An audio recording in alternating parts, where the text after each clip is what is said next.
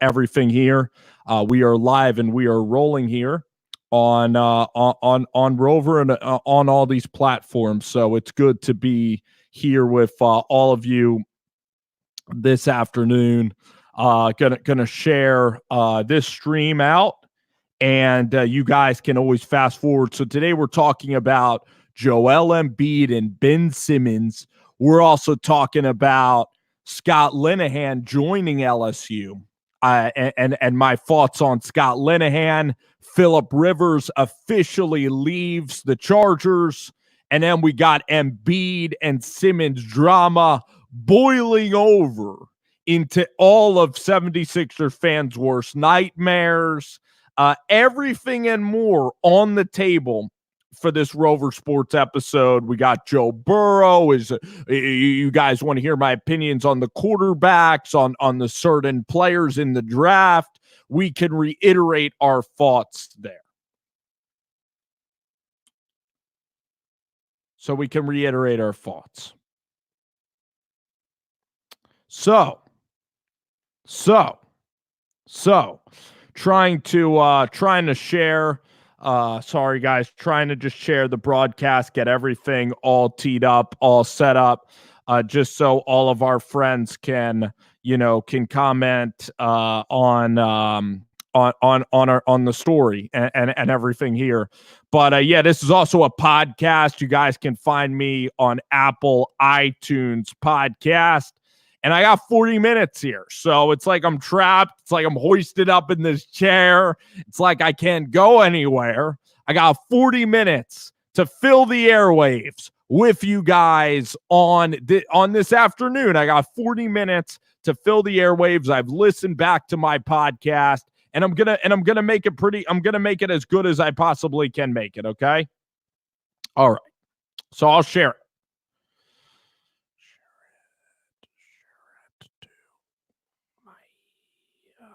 Gosh, dang it.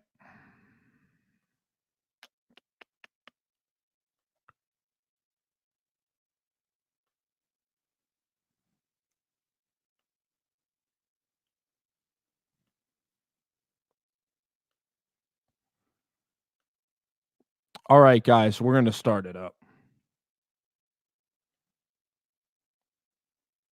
Here we go. All right, guys. So welcome in here, Rover Sports guys. Here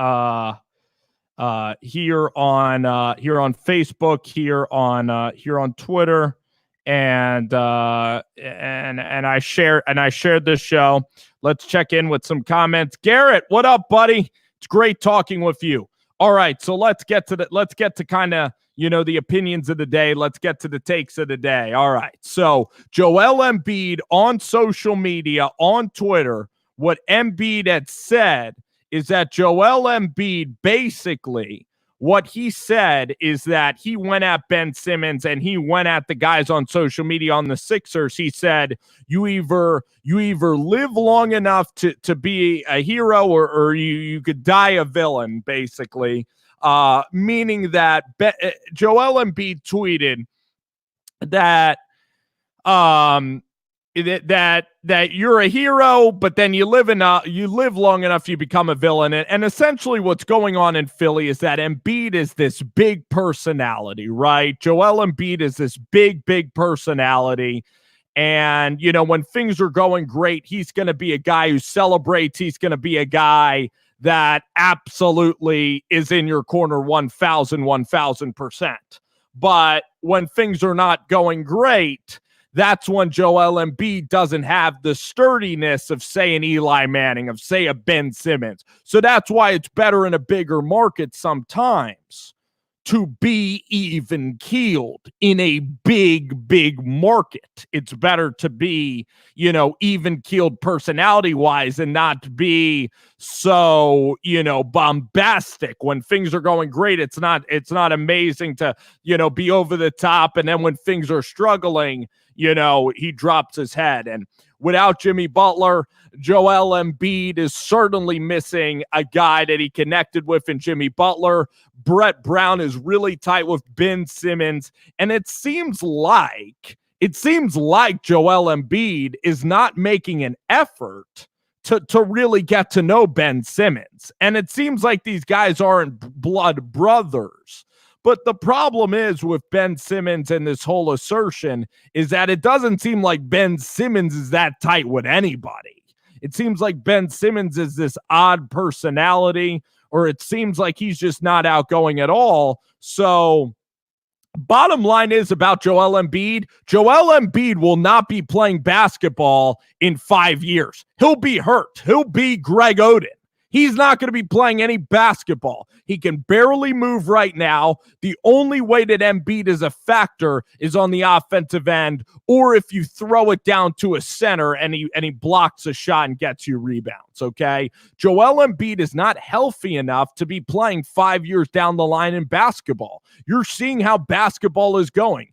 Daryl Morey every time sets the wheels in motion for how basketball is played. The Houston Rockets are not starting a human being over 6 feet 7 inches because on defense, it's impossible to match up with the Houston Rockets because they're so small. They're able to scatter everybody. Small ball is the way of the future. Bogdan Bogdanovic is a player that is going to hurt Embiid. Draymond Green, if he could hit a three-point shot, would hurt Embiid. So Embiid in these days of back down to the basket centers, Embiid is not a great three-point shooter. He pump fakes every time. You can't run with Joel Embiid because he's not in good enough shape to run. So he's not a guy that you could get out in transition with. He's not a Rashawn Holmes. He's not a Willie Cauley-Stein. He's not a Clint Capella. And Embiid is better than Clint Capella and Willie Cauley-Stein at basketball, but Embiid more fits the mold of a San Antonio, where if you build the offense around Embiid, you surround him with shooters, and then Embiid can get the post all to himself, and he can be like a Rudy Gobert type of player. But Embiid is not mobile, and that is why long-term, you got to build around a point guard. It's like, would you rather build around a running back or would you rather build around a quarterback? And Ben Simmons is the quarterback of this team. He's incredibly talented at 6'10", and he has a problem with accentuating his full abilities because Eldon Brand has only surrounded him with Furkan Korkmaz, who's one of the only guys that can pour in shots from the outside. I know you have Richardson and Toby Harris, but this needs to be Ben Simmons' team going forward, and that is why with the slowed down pace that the Miami Heat play with Jimmy Butler and the defensive intensity that Miami plays with, they play a brand of basketball that is not so loose. It's not so much transition. And that is where I think Embiid can thrive in his remaining years of playing the game of basketball. So if I were the Sixers, I would absolutely build around Ben Simmons because he's going to be playing for 8 more years than Embiid. He's going to have a longer and better career than Joel Embiid, and the style just fits better. And that is why for Embiid, he needs to go to a place like the Heat or the San Antonio Spurs that'll accent his abilities. And I think that Embiid going out to Miami and the Sixers get back like Tyler Hero, who's an unbelievable shooter. Tyler Hero is a dream pairing mate with Ben Simmons. You're then getting a Klay Thompson-like shooter, a guy who could shoot the lights out of the basketball, one of the hardest workers already in the NBA, and a guy who's dribbling and whose shot is only going to get better with more playing time. Tyler Hero is on a loaded roster, and even him, he is capable of putting in 25 points a game. But if you have Toby Harris, Tyler Hero, Matisse Thybulle, you then have an incredible core to build around. Also, maybe the Heat will even give you Bam Adebayo for Joel Embiid. And Joel Embiid is so tight with the Greek Freak. Could you imagine a team of Miami of the Greek Freak, Joel Embiid, and Jimmy Butler on one team? Joel Embiid gets along with Giannis Antetokounmpo because these guys are international superstars and icons. These guys, one guy from Cameroon, the other guy who grew up in Greece, these guys would get along so well with one another that I just think for the quality of their life, for the morale of their life, I just see Embiid going to the Miami Heat being a perfect solution, and for the Sixers building around a fast-paced offense, because with Embiid and Simmons, the lane is too clogged. And you're seeing Al Horford is old. He's 34, and Elton Brand gave him a 4-year contract, which was absolutely inconceivable to do in the summer. So Al Horford is a guy that's just going to get older and slower. But luckily, Elton Brand drafted Matisse Thybulle, who is going to come into the forefront and be good. You have Furkan Korkmaz, who's really showing that he can shoot. Now, in a playoff series defensively, he'll get absolutely bullied to a pulpit. But I actually look at Embiid and Simmons, and Embiid's personality. This has been a long 5 years for this guy. This isn't like your Karl Anthony Towns 5 years in happy-go-lucky Minnesota. Embiid has been on the losing end of the process. He's been with Sam Hinkie. He's dealt with Brett Brown. He dealt with the expectations of last year of winning a championship. He's dealt with the whole storylines of the media trying to create him versus Ben Simmons, and he deals with the media scrutiny every day. For his sanctity, I think that Embiid, these 5 years to him have aged him probably greatly because he's such an emotional guy. And for the Sixers, they're going to move on. They're going to keep Ben Simmons, and Embiid is going to bounce, and it's going to work out the best because Embiid, I wouldn't feel comfortable as Embiid as the leading piece on my team. Ben Simmons is much healthier. Ben Simmons is your point guard. He can dribble the basketball. He's taller. And now with Embiid not in the lane, imagine if you played small ball with Ben Simmons, he'll be able to get into the lane and he'll be able to finish at the rim a lot easier. Also, Ben Simmons, nobody's talking about this, but his free throw, he doesn't have any side spin anymore on his free throw. So the side spin is off, and I really like what Ben Simmons is doing with this with the Sixers. I like how Ben Simmons is improving. Let's see here. We got some questions here as we're doing a live stream. You guys can listen on YouTube. Go to Facebook Rover Sports, like that page, and also go on Twitter and Periscope. RQ, Ben Simmons just drives in. Absolutely. He absolutely does that. Lalo Paz wants to talk about the Super Bowl being heartbroken. I totally understand that viewpoint. Getting to a Super Bowl and then not winning it is the hardest thing. And for George Kittle and all these guys, it's a pretty brutal feeling to lose out on a chance to win a Super Bowl championship. Getting there is just losing a Super Bowl is as rough as it gets. You almost feel like losing in the conference round. Let's talk about the dang MLB proposal that Rob Manfred has created. I love this new proposal because I think it's the dumbest thing in the world that you play 162 games and then we have one 9-inning game decide the fate of a wild card team that has played their ass off for 162 games in 4 months. I don't like a one-game scenario in baseball. Baseball, you can play all the time. You could play baseball for a very long period of your life. I don't understand why this new proposal isn't good. It shortens the regular season. You're going to add more wild card teams into the mix, into the playoffs. And in baseball, you could get hot at the right time. So even teams that don't have a good regular season, a pitcher gets hot, you could see a lot of upsets, a lot of parity. Why do we love the NCAA tournament? Because we love parity. All right. So, and also it creates such an interesting dynamic of the MLB teams selecting who they want to play. So the rivalries get intensified. And that's exactly what you want in a product. You want your rivalries to be intense, and you want people to start giving a bleep about baseball. And that is what's going to happen here. People are going to start caring about the sport of baseball even more with this proposal. People are going to care about baseball, and I really enjoy what the proposal is actually laying out. So I'm all in favor. I'm all in favor of this proposal for baseball. I am. I think it's going to be really, really good going forward.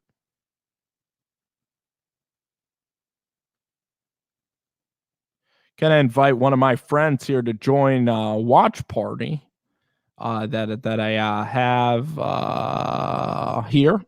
And so I like the proposal. I think Trevor Bauer on Twitter, he's lashing out against the proposal, but I need a reason to watch baseball. And with all the competition from the XFL, from the NFL, I just think that I really think that having this league, I love the new baseball proposal.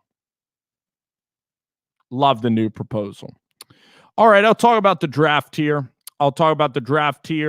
We are 16 minutes into the show. I'm going tonight to Sixers Clippers. It's going to be a fun game to see if Korkmaz can continue with his hot shooting. That's going to be exciting. I'll also talk about the Durant comments. That'll get us to about 40 minutes of the podcast being done.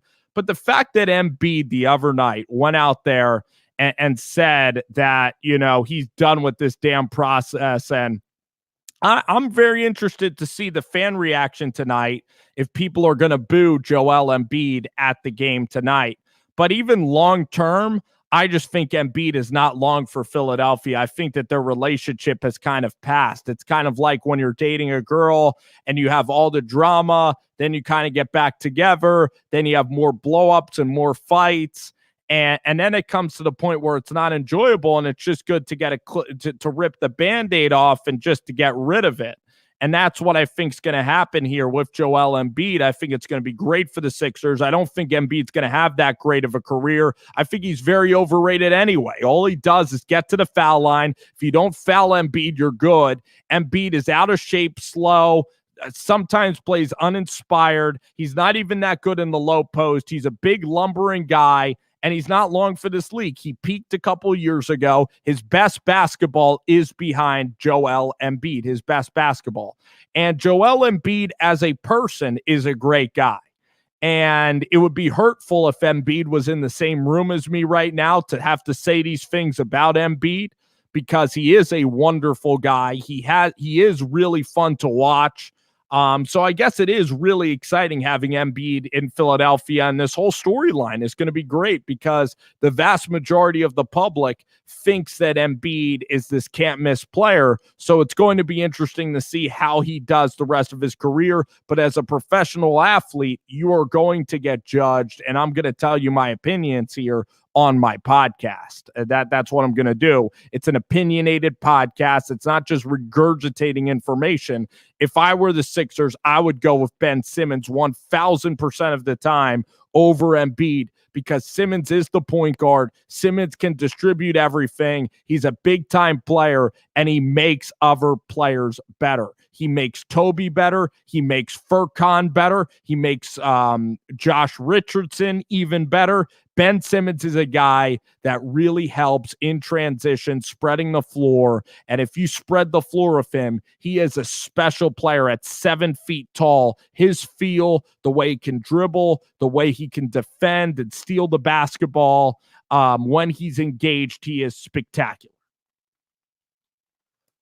So I just think that the relationship is beyond repair with Ben and Embiid, and him lashing out on Twitter just kind of shows the immaturity of Embiid. He could say that he's having fun, but I mean, it's just when he goes on Twitter and says that stuff, he knows exactly what he's doing. Even in one of the pictures, he had a picture of him. And what he was doing was he was, shooting a free throw in the Miami place, and he's hanging out with Jimmy Butler. So he wants to go to Miami, and Embiid wants to be in Miami. He doesn't want to be here. He wants to be in South Beach.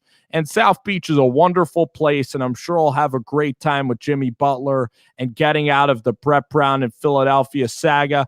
And then when Embiid is in Miami, Embiid can then talk about the things in Philadelphia that really derailed him over his time, or he can then start ragging on Brett. He could start ragging on Ben Simmons when he gets to Miami, Florida in the offseason. But the Sixers didn't move him. He'll have one last playoff run with the Sixers. They'll get bounced by Milwaukee. They'll get bounced by Toronto or the Celtics. In the Eastern Conference, the best team in the Eastern Conference, I think it can be Boston. I think Boston can win this whole thing. They just need to stop the Greek Freak. I'm not sold on Milwaukee. I don't care if they break the Bulls record. They're not that good of a team, okay? Milwaukee had an easy run to get to the playoffs last year. Milwaukee, regular season basketball means absolutely nothing. I don't care that Milwaukee's going to go 74-8. They're one of the few teams in the NBA that actually tries every night. The Clippers are probably going to win the NBA championship, and they're doing things the right way. They're benching players during the regular season because the Clippers are actually seeing that the regular season doesn't mean anything. And that's why nobody watches NBA regular season basketball, because it's not compelling, because Zion Williamson could be coming back from an injury and the head coach, Alvin Gentry, will bench Zion Williamson right when Zion is playing great, because the Pelicans don't care about getting that much needed W, which is absolutely mind-boggling. It absolutely sucks. There's only a couple of franchises that care about regular season basketball. It is the Grizzlies, it's the Heat, it's the Pacers, and then the playoffs are a different animal. The best teams kind of can coast through this regular season. And I think that the Clippers are probably going to end up winning it. And I'm going to say it's going to be Clippers beating the Celtics. The Celtics are a team with Kemba Walker. Jason Tatum has been unbelievable. He's getting like 30 points a game going forward now. Jaylen Brown, the way Danny Ainge was able to get Markelle Fultz traded for Jason Tatum was absolutely brilliant. Danny Ainge drafting Jaylen Brown out of Cal in that draft was also a tremendous move. Drafting Marcus Smart, they then added, guys like Grant Williams to their team. Enes Kanter's playing well. Theus or Tice is playing really well. So Danny Ainge is building a juggernaut, and I think the Celtics are like a second and third seed in the Eastern Conference right now. They're having a tremendous season right now, the Boston Celtics are. And that's all a credit to Danny Ainge and Brad Stevens, the best infrastructure in all of basketball. But let's go ahead and let's talk a little bit. We got a lot of NBA coming up. Let's talk a little bit about college football here. Once again, this is a 40-minute podcast that is going to be, distributed here on the air. It's 40 minutes. It's no advertising. You guys can get in on the ground floor of advertising for this podcast if need be. And eventually maybe we'll even get somebody that'll actually be willing to talk with me on this podcast. And it might be fun to actually have somebody to converse with on a podcast. Maybe that will eventually happen, but I'm not promising you that another human being is going to actually come and converse with me on a podcast. I'm not going to promise you all that. But yeah, let's talk about right now. Let's talk. We got 15 minutes, so we have to talk. Okay. That's the point of a podcast. Point of a podcast is to talk. Let's talk right now about LSU.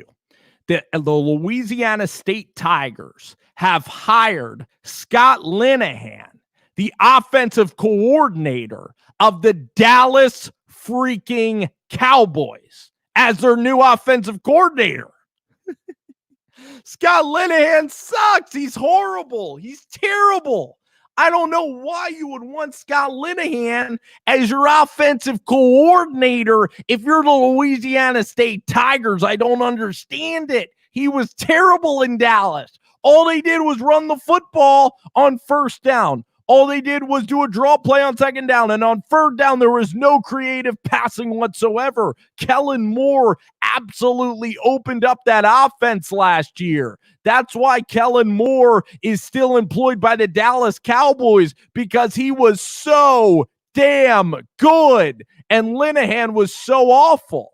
And now the LSU Tigers want to hire Scott Linehan instead of taking a chance. I'll tell you whatever. They should have took a chance on Brent Dearman. He's the king of the RPO. He's the offensive coordinator of Kansas. He would have came immediately. Grant Harrell would have came immediately with Seth Luttrell.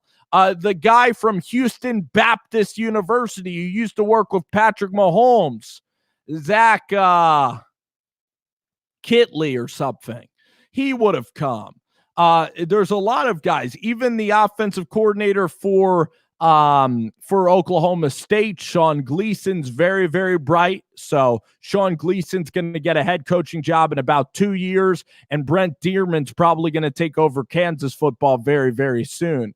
Yurchek from Ohio State would have went, or the Ohio State quarterbacks coach, who's fantastic, would have even contributed. You could have went the high school route, somebody innovative. When I think of Scott Linehan, I don't think of innovative.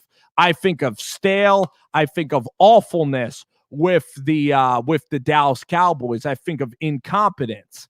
And now Coach Ed Orgeron has lost Dave Aranda to Baylor. Dave Aranda was his longtime defensive coordinator at LSU. And also, Coach Ed Orgeron has now lost Joe Brady, who's an absolute guru. Joe Brady is the most important person in the history of Louisiana State football, is Joe Brady. He's even more important than Joe Burrow for that championship. You're going to see, without Joe Brady, without the brilliance of Joe Brady might go on to be the next Bill Belichick. And it looks like Ed Orgeron, I love Coach O. Again, this is nothing personal against Ed Orgeron. His story is so inspiring, how Coach Ed Orgeron failed at USC, how he failed at Ole Miss and as a head coach, and how he was a defensive line coach, and he's learned, he's matured, he's learned to delegate responsibility. And I know that Steve Ensminger is still there, but you can't just keep the same system in LSU, because Scott Linehan, I don't believe he has any, he doesn't have any experience running the hurry-up offense, running the RPO game. At least Ensminger got to see what Joe Brady was all about. But you now have Scott Linehan and Ensminger as your offensive coordinators, and your whiz kid Joe Brady is now gone. You won't even look to hire anybody from the Joe Moorhead tree. You should have looked in the Joe Moorhead tree for some up-tempo football. I don't think that Max Johnson, Brad Johnson's son's going to come in there and reinvent the wheel. I also don't think Miles Brennan is all that talented of a quarterback that LSU, I just see LSU going back to 8-4. I see them going back to the tail end of Les Miles. And I actually think when we look back at Coach Ed Orgeron and Les Miles, I think you're going to say that Les Miles was a better football coach, but you love Coach O that much more because of this national championship. I really think last year was a combination of Joe Burrow, it was a combination of Joe Brady, and it was a combination of Dave Aranda being there at the right time, helping them accomplish that championship. That's kind of what I think about when I think of the LSU reign and when I think of LSU football. I think they're going back to 8-4. Linehan is an awful hire. He's not running an up-tempo system. His offenses scare nobody. You're going to be getting back to the old archaic LSU. And if you try to then run a hurry-up offense, I just think that this guy, maybe Coach Ed Orgeron wanted to hire Linehan because he knows Linehan won't leave for a better job offer. You know, remember Matt Canada didn't get along with Coach Ed Orgeron. So for Linehan, I don't understand how Linehan is going to be able to incorporate this up-tempo modern offense now that Joe Brady left. It's one of the worst hires in college football. It should be getting a ton of attention because the national champions in LSU are not going to be able to sustain any of the greatness that was brought to them by Coach Ed Orgeron and Joe Brady, because now that Joe Brady is in Carolina, now that Joe Brady wants to be an NFL head coach, all of that offensive innovation, all of that offensive spectacularness, all of that grandiose, incredible offense, incredible passing game, all of that, just building matchups. What Joe Brady did so well was he was able to build matchups. He was able to isolate receivers one-on-one against lesser cornerbacks. And Joe Brady and LSU was able to attack people in zone with Clyde Edwards-Helaire. They were able to utilize Justin Jefferson and Jamar Chase. And if you doubled them, then Thaddeus Moss would be one-on-one. And Joe Brady is just able to take advantage of matchups so well. He's able to impose his will on a defense. He can hit you down the field. And he can hit you for quick scores. And then if you're going to go get guard against the pass, then he can run the football as well. So hiring Linehan is a complete and total disaster for the LSU football team. And the University of Georgia, by getting Brock Vandergriff, by bringing in a guy in Todd Monken that had explosive offenses with Dirk Cutter in Tampa Bay, I think Todd Monken has a much better chance to be a successful offense. And I think UGA, I think Kirby Smart is actually using what Ed Orgeron used with Joe Brady. And UGA is actually making tremendous upgrades to their football program. Other news in college football is that Mark D'Antonio has left Michigan State, and you wonder why Mark D'Antonio would leave a program like Michigan State. And I think it's because of the recruiting allegations against Mark D'Antonio, because there's no reason for Mark D'Antonio to just leave, in the middle of recruiting like that. I mean, all these kids are going to be going to Michigan State, and now you just leave like that. You just leave completely just in the middle of the second recruiting period, all the way in February, and you're new, and the AD doesn't get an opportunity to hire another coach like that.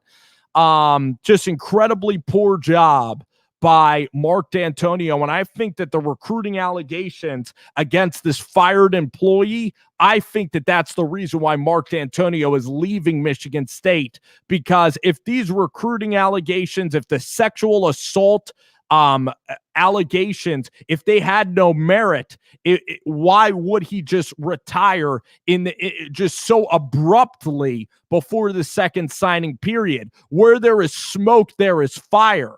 And this is a guy that was rejuvenated. He was ready to come back in college football. His kids have all graduated high school.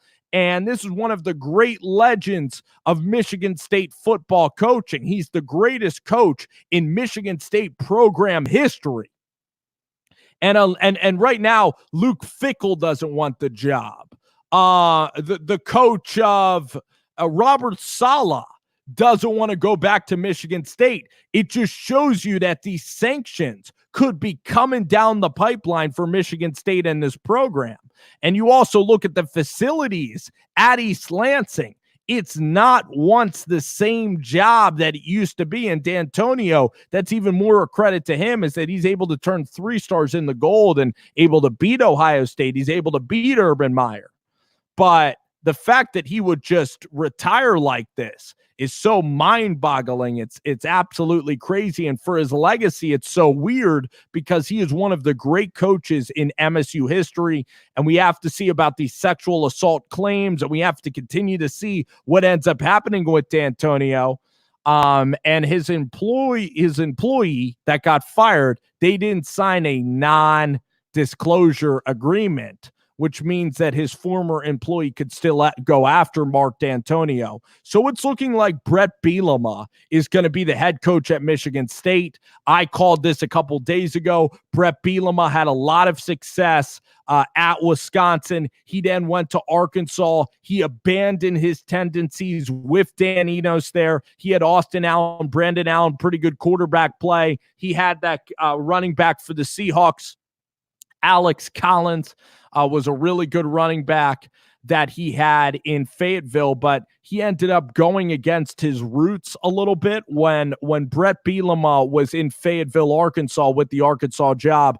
First, it's very tough to recruit to Arkansas. You're competing in the toughest division and subdivision in college football in the SEC West, and you saw Chad Morris do an awful job at Arkansas, so it's not an easy job. I think Sam Pittman, he knows about I think Sam Pittman is going to do a spectacular job because Kendall Briles, exciting offensive coordinator. Sam Pittman, boots on the ground. Sam Pittman recruiting at a super, super high level. So I look at Sam Pittman and I look at Arkansas, and I think Arkansas is doing much better. But Brett Bielema, I think Brett Bielema, it's ground and pound football. He wants to play it like Iowa, and maybe Brett Bielema will hire an offensive coordinator with a little bit of up-tempo flair. Maybe Brett Bielema will learn a little bit from what happened at Arkansas, where he didn't delegate very well. Because at Arkansas, I think he had Rob Smith there too. He didn't make good hires at Arkansas, and Arkansas is a very tough place to win. I think you get a guy with so much coaching experience, with Wisconsin's coaching experience, with Michigan State. He then went to the Patriots, rehabilitated a little bit his career with Bill Belichick. He's a good recruiter, a good man. I think that Michigan State hiring Brett Bielema is the best that they can do at this time. I actually think it would be a really good hire, because where the program is with the facilities, with the sanctions that could be coming down, I think Bielema would actually be a very good hire for Michigan State, especially since Luke Fickell did not want to take the job. All right, guys, we're at 37 minutes now.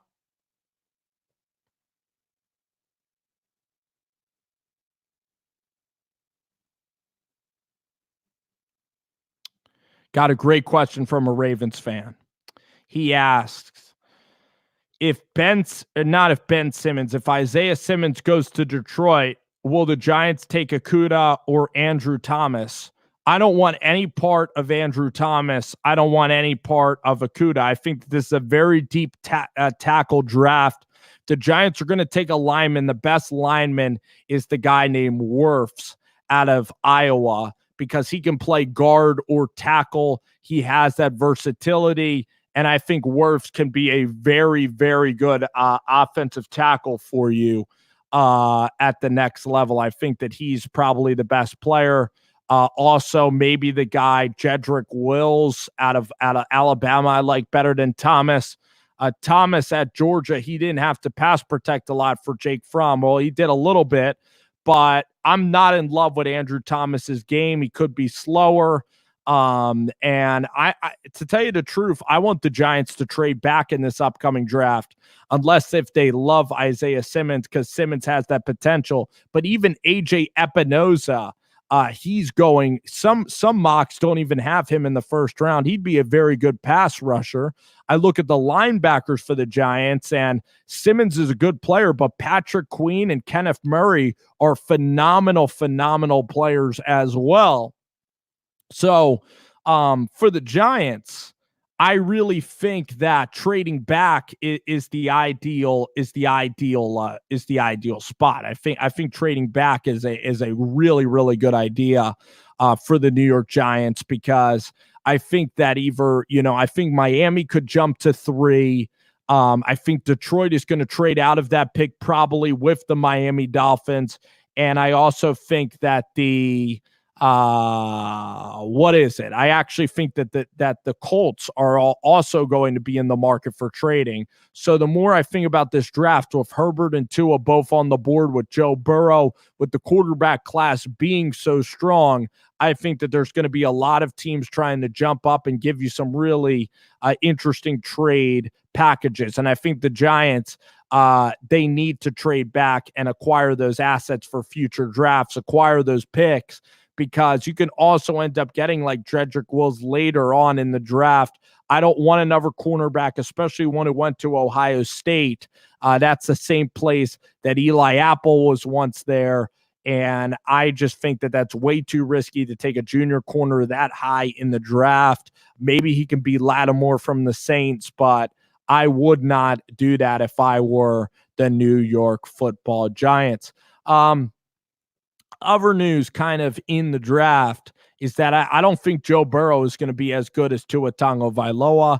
I would take Tua and Herbert over Joe Burrow. I'd actually take Jacob Eason. Burrow would be the fourth guy on my list. I would take him in the second round. He's a good kid. He has football IQ, and he's clutch, and he's a coach's son, and he's competitive. He has all the intangibles, but tangibly, the arm strength I'm worried about. Mobility is fine, but it's not elite, and the arm strength is not even good either. So I don't know if he has translatable I don't know if he has translatable skills that he could take to the NFL. Now, his anticipation is good, so maybe he'll end up being a good player. And he does have the competitive fire that Jacob Eason does not have. So I would take him maybe third on my quarterback list. Joe Burrow, maybe just over Eason. It's Eason versus Joe Burrow. Jordan Love, he struggled, but he lost a lot of players last year. I don't think he's as consistent as like a Mahomes would be. His release is not that quick. His arm strength, I think, is even a little bit overrated. I think Jacob Eason, I mean, you watch him on tape, and Jacob Eason, watching him on film, he has so much room to grow. He's not even close to his ceiling as a football player. And if you get him to really be interested in the sport, if you get him to really love the game, because I do have those questions about Jacob. Does Jacob really care about being the best, getting better? Because that's what the quarterback position is all about. That's something that remains to be seen. All right, guys, it was fun. I want to thank you all for listening to the podcast today. Enjoyed doing this. Going to do this a couple of times a week. And for everybody out there enjoying it or taking it in, I appreciate y'all. Take care, guys. Peace out, and enjoy the rest of y'all's day.